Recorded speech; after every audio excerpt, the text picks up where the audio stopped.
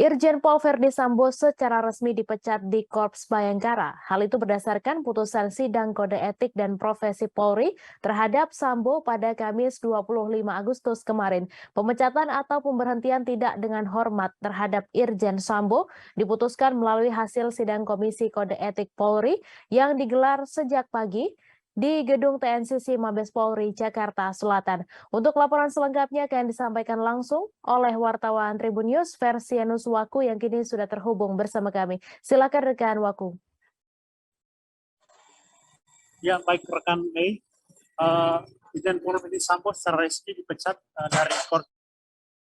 Ya, baik Irjen Pol Verdi Sambo secara resmi dipecat dari Korps Bayangkara. Hal itu berdasarkan putusan sidang kode etik dan profesi Polri terhadap Sambo pada Kamis 25 Agustus 2022 kemarin.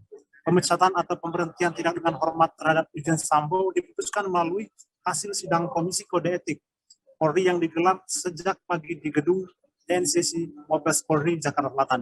Adapun sidang etik dan profesi itu diketuai oleh Kabintilkam Polri Komjen Ahmad Dufiri. Selain itu ada 4 anggota sidang etik yang adalah Jenderal Bintang 2. Dufiri menuturkan bahwa tindakan yang dilakukan Irjen Sambo merupakan pelanggaran atau perbuatan tercela. Dalam sidang kode etik itu turut menghadirkan sejumlah saksi berjumlah 15 orang. Adapun 2 diantaranya merupakan seorang Jenderal Bintang 1. Sejumlah tersangka yang dihadirkan diantaranya adalah Barada Richard Eliezer alias Baradae, kemudian ada Bribka Riki alias Bribka R, dan asisten rumah tangga Sambo yang bernama Kuat Maruf.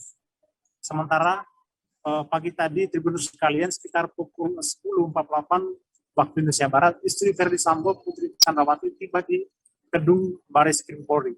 Ia memenuhi panggilan pemeriksaan di Bareskrim Polri. Putri diperiksa sebagai tersangka kasus penembakan terhadap Brigadir Nofriansah Yosua Huta Barat atau Brigadir J. Tadi pengacara Verdi Sambo atau pengacara keluarga Verdi Sambo, Arman Hanis, mengatakan sebelum diperiksa, Putri terlebih dahulu dilakukan pengecekan kesehatan.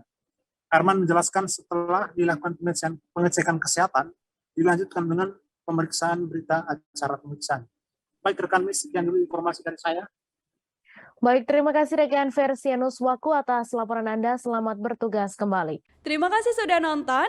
Jangan lupa like, subscribe, dan share ya.